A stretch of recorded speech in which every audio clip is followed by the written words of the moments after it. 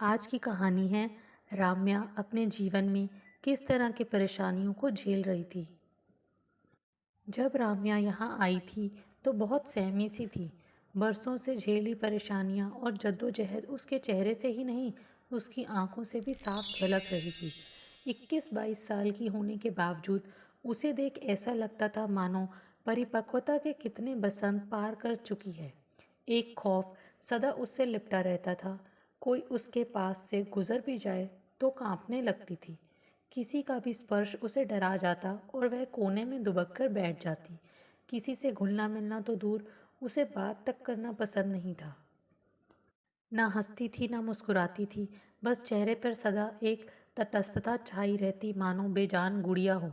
मन के अंदर खालीपन हो तो खुशी किसी भी झिर्री से झांक तक नहीं पाती है। बहुत समय लगा उन्हें उसे यह एहसास कराने में कि वह यहाँ महफूज है और किसी भी तरह का अन्याय या ज़ोर ज़बरदस्ती उसके साथ नहीं होगी।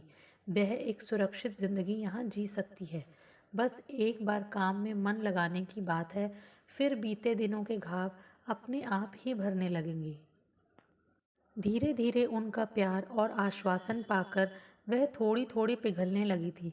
कुछ शब्दों में भाव प्रकट करती, पर सिवाय उनके वह और किसी से बात करने से अभी भी डरती थी। खासकर अगर कोई पुरुष हो तो वह उनके पीछे आकर छुप जाती थी। उन्हें इस बात की तसल्ली थी कि वह उन पर भरोसा करने लगी है और इस तरह बरसों से उलझी उसकी ज़िंदगी की गांठों को खोलने में मदद मिलेगी। वैसे भी वह ज़्यादातर उनके ही कमरे में बैठी रहती थी, या वे जहाँ जाती वह उनके साथ ही रहने की कोशिश करती। जब वे पूछती, दामिनी यहाँ कैसा लग रहा है, तो वह कहती, ठीक। आप बहुत अच्छी हैं मीरा दी। आप जैसे लोग भी होते हैं क्या दुनिया में। पीछे छूटी मेरी ज़िंदगी में क्यों मुझे आप जैसा कोई नहीं मिला। फिर उसकी आंखें छलछला जाती। मीरा उसकी पीठ थपथपाती तो उसके मायूस चेहरे पर तसल्ली बिखर जाती। मीरा दी, फैंसी स्टोर का मालिक आया है, उसे इस पर माल जल्दी और ज़्यादा चाहिए। आपके पास भेज दूं क्या? सोनिया ने आकर सूचना दी तो अपने ऑफिस में बैठी मीरा ने इशारे से उसे भेजने को कहा। नमस्ते मीरा मैडम, आपके एनजीओ में बनने वाला सामान हाथों हाथ बिक रहा है। लोग बहुत पसंद कर रहे हैं। आपने अपनी लड़कियों को खूब अच्छी ट्रेनिंग दी है। बहुत ही सफाई से हर चीज़ बनाती हैं। बेंत की टोकरियाँ, ग्रीटिंग कार्ड, मोमबत्ती, टेराकोटा और पेपर मैशी की वस्तुएं, और अचार पापड़ बड़ी बनाने में तो वे माहिर ही हैं। सच कहूँ तो आपने इन बेसहारा समाज से सताई लड़कियों को सहारा तो दिया ही है, साथ ही एक लघु उद्योग भी कायम कर दिया है। बहुत पुण्य का काम कर रही हैं आप। पूरे बनारस में नाम है आपके इस संस्थान का। राम गोपाल लगातार मीरा की तारीफों के पुल बांध रहे थे। बस कीजिए राम गोपाल जी, यह तो सब इन लड़कियों की मेहनत है जो इतनी लगन से सारा काम करती हैं। दो बेसहारा लड़कियों को अपने घर में जब आसरा दिया था तो सोचा तक नहीं था कि कभी मैं इन बेसहारा लड़कियों के लिए कोई संस्था खोलूंगी। मेरी यही कोशिश रहती है कि जो भी लड़की मेरी इस मीरा कुटीर में आए वह स्वयं को सुरक्षित समझे और उसकी सही ढंग से देखभाल हो। वे जो भी बनाती हैं उसकी बिक्री से यह एनजीओ चल रहा है।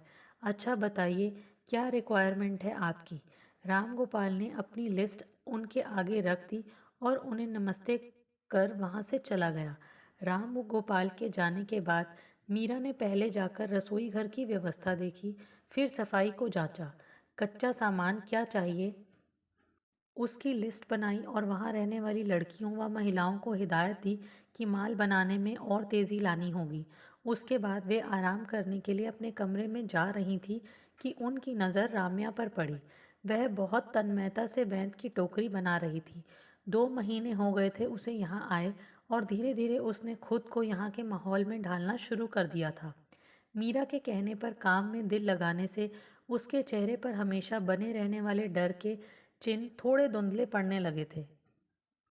कमरे में आकर पलकें बंद करने के बावजूद मीरा राम्या के ही बारे में सोच रही थी। एक शाम जब वे दशाश्वमेध घाट से गंगा आरती देखकर लौट रही थी तो उन्हें एक गली में वह भागती दिखाई दी। 3 आदमी उसके पीछे थे। गली थोड़ी सुनसान थी, पर वे तो बनारस की हर गली से परिचित थीं। बनारस में ही तो जन्म हुआ था उनका। अब तो 50 साल की हो गई हैं वे। फिर कैसे ना पता होता हर रास्ता। पहले तो उन्हें लगा कि शोर मचाकर लोगों को बुलाना चाहिए, पर दिसंबर की ठंड में लोग जल्दी ही घरों में दुबक जाते हैं। सोचकर वे एक मोड़ मोड़ पर ऐसी जगह खड़ी हो गईं जहाँ से उन्हें कोई देख ना सके। राम्या जब वहाँ से निकली तो उन्होंने फौरन उसका हाथ पकड़कर खींच लिया और वहीं बनी गौशाला में घुस गईं। अंधेरे में वे आदमी जान ही नहीं पाए कि राम्या कहाँ गायब हो गई। वह बुरी तरह हाँफ रही थी, कपड़े फटे हुए थे और शरीर पर जगह जगह चोटों के निशान थे। मुझे उन दुष्टों से बचा लीजिए, मैं वहाँ वापस नहीं जाना चाहती। कहीं आप भी तो उन्हीं की साथी नहीं। डर कर उसने अपना हाथ उनसे छुड़ाकर फिर भागने की कोशिश की थी। चुपचाप खड़ी रहो, तुम यहाँ सुरक्षित हो। इसके बावजूद वह आश्वस्त नहीं हो पाई थी। वह लगातार रोए जा रही थी। गौशाला के लोगों को साथ ले वे उसे मीरा कुटीर ले आई थी। तब उसने बताया था कि वह मथुरा की रहने वाली है और बनारस में उसे बेचने के लिए लाया गया था। एक दुर्घटना में बचपन में ही उसके माँ बाप मर गए थे। चाचा चाची को मजबूरी में उसे और उसके छोटे भाई को अपने पास रखना पड़ा। उनकी पहले ही 3 बेटियां थीं। भाई के साथ तो उनका व्यवहार ठीक था, क्योंकि उन्हें लगा कि वह उनका कमाऊ बेटा बन सकता है। पर राम्या जैसे जैसे बड़ी होती गई, चाची की मार और चाचा के ताने बढ़ते गए। 16 साल की हुई तो उसका रूप रंग दोनों निखार पर थे। उसका गोरापन और नैन नक्श दोनों ही चाचा की लड़कियों के लिए जलन का कारण बन गए थे। कई बार उसे लगता कि चाचा उसे लोलुप नज़रों से देखता है। बेवजह यहाँ वहाँ छूने लगा था वह। एक बार चाची तीनों बेटियों के साथ जब मायके गई हुई थी तो चाचा दुकान से जल्दी आ गए। भाई को घर का सामान लेने बाजार भेज दिया और फिर उसके साथ दुष्कर्म किया। वह अपने को संभाल भी नहीं पाई थी कि चाची लौट आई और चाचा ने उस पर ही झूठा दोष मढ़ दिया। पति की आदतों को जानने के बावजूद चाची ने कहा कि अब वह इस घर में नहीं रहेगी। चाचा ने तो तब उसे एक आदमी को बेच दिया और तब से उसे जिस्म फरोशी के धंधे में धकेल दिया गया, जहाँ से वहाँ न जाने कितने शहरों में उसे बेचा गया। बनारस भी उसे बेचने के लिए ही लाया गया था, पर वह भाग निकली। मीरा के यहाँ जाने कितने बेसहारा लड़कियां थीं, पर राम्या की मासूमियत ने उन्हें रुला दिया था। उसके सिर पर प्यार से हाथ फेरते हुए उन्होंने कहा था, अब यही तुम्हारा घर है, यहाँ तुम निश्चिंत होकर रह सकती हो। बस जो काम तुम्हें यहाँ सिखाए जाएंगे उन्हें मेहनत से करोगी तो मन लगा रहेगा। लेकिन कभी भी किसी से इस बात का जिक्र मत करना कि तुम जिस्म फरोशी के धंधे में थी। पता नहीं बाकी लोग इसे किस रूप में लें।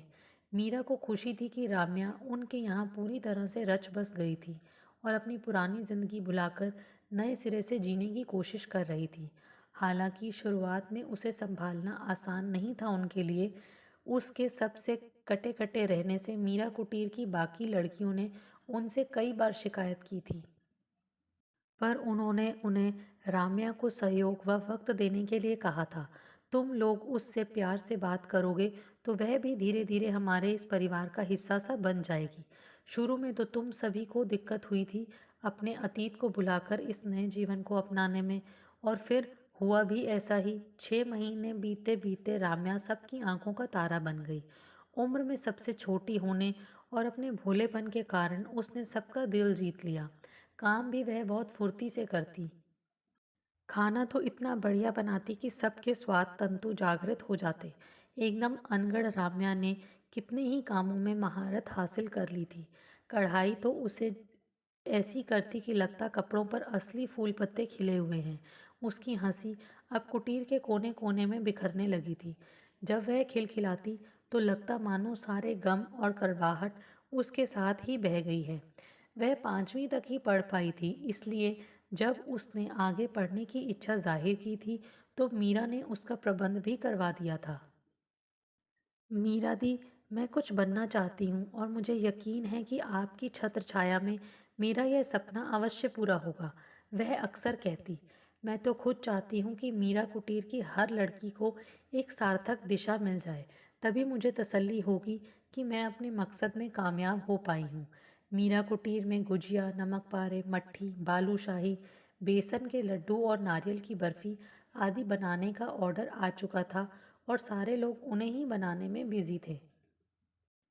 मीरा ऑफिस में बैठी उनको पैक कराने की व्यवस्था देख रही थी कि तभी 4-5 लड़कियां आकर बोली, मीरा दीदी, राम्या यहाँ नहीं रह सकती। उसे इस पवित्र कुटीर से बाहर निकाल फेंकिए। आप नहीं जानती कि वह क्या करती थी। हमें अभी अभी पता चला है। दुकानदार का जो आदमी सामान की डिलीवरी लेने आया है वह उसे पहचान गया है। वह मथुरा का रहने वाला है। मुझे उसके अतीत के बारे में सब पता है। फिर भी आपने उस जिस्म फरोशी करने वाली लड़की को यहाँ रख लिया। फागुनी, जो सबसे वाचाल थी, ने मानो उन्हें चुनौती देते हुए पूछा। हाँ, क्योंकि इस पेशे में वह मजबूरी में आई थी। उसे धकेला गया था इसमें। अच्छा, अगर तुम्हारे कम उम्र में विधवा होने के बाद एक बूढ़े से विवाह हो ही जाता तो क्या होता। तुम शादी से पहले भाग गई, इसलिए बच गई। तुम ही क्या, यहाँ रहने वाली हर लड़की किसी न किसी त्रासदी का शिकार हुई है। फिर भी तुम राम्या के लिए ऐसा कह रही हो। अभी तक तो वह तुम लोगों को बहुत अच्छी लगती थी और अब एक सच ने उसके प्रति प्यार और ममता को दरकिनार कर दिया। मुझे तुम लोगों से ऐसी उम्मीद नहीं थी। हम समाज को अक्सर इसलिए दिखाते हैं क्योंकि उस पर पुरुषों का वर्चस्व है। उसकी मनमानी को, ज्यादतियों को गाली देते हैं, पर विडंबना तो देखो, यहाँ जिन पुरुषों की वजह से राम्या को नर्क का जीवन जीना पड़ा, उन्हीं पुरुषों की करनी में तुम लोग उनका साथ दे रही हो। राम्या अपने उस नारकीय जीवन से निकलकर एक साफ सुथरी जिंदगी जीने के लिए जी तोड़ मेहनत कर रही है और तुम उसका विरोध कर रही हो। उसे यहाँ से निकालना चाहती हो ताकि फिर से कोई भेड़िया उसका सौदा करे। शर्म आनी चाहिए तुम सबको। मीरा दी को पता ही नहीं चला था कि कब राम्या वहाँ आकर खड़ी हो गई थी। मुझे तो तुम लोगों पर गुरूर था कि मैं तुम्हें एक अच्छे जीवन के साथ साथ एक सही सोच भी देने में सफल हो पाई हूँ, पर आज मुझे लग रहा है कि मेरी बरसों की तपस्या और मेहनत सब बेकार हो गई है। यह मीरा कुटीर तो अपवित्र राम्या के चले जाने से हो जाएगी। कोई सिर उठाकर इज्जत की ज़िंदगी जीना चाहता है तो हम ही लोग उसे नीचा दिखाने के रास्ते खोल देते हैं। पति के अन्याय से मुक्त होकर जब मैंने इस कुटीर को बनाया था तो संकल्प लिया था कि हर दुखियारी लड़की को पनाह देकर उसके जीवन को एक सार्थक दिशा दूंगी। दिन रात एक कर दिया मैंने इस प्रयास में, पर आज एक ही पल में तुम लोगों ने मुझे मेरी ही नज़रों में गिरा दिया। माफ़ कर दो मीरा दीदी हमें। फागुनी उनसे लिपटते हुए बोली। माफ़ी तो राम्या से मांगनी चाहिए तुम्हें। अपने दिल के मैल उससे माफ़ी मांगकर धो लो। फागुनी नम आंखों से राम्या से जाकर लिपट गई। फिर उसे न जाने क्या सूझा। उसने वहाँ पड़े सूखे गीले रंग जो वे पैकिंग की खूबसूरती बढ़ाने और पेंटिंग बनाने के लिए किया करती थी, अपनी मुट्ठी में भर लिए। उसे देख बाकी लड़कियों ने भी ऐसा ही किया और सब मिलकर राम्या पर रंग छिड़कने लगीं, मानो यह उनका उससे माफ़ी मांगने का तरीका हो। रंगों की बौछारों से या खुशी से राम्या के गाल आरक्त हो गए थे। उसे लगा कि आज उसे एक दिशा मिल गई है जिस पर चलकर वह अपने जीवन में आने वाले हर उतार चढ़ाव का अब आसानी से मुकाबला कर पाएगी। हर तरफ उड़ते प्यार और विश्वास के रंगों को देख मीरा दी को लगा कि वे सचमुच आज इन लड़कियों को एक सार्थक दिशा देने में सफल हो गई हैं। दोस्तों, आपको हमारी ये कहानी कैसे लगी? प्लीज़ कमेंट्स करके बताइए। Thanks for watching this video.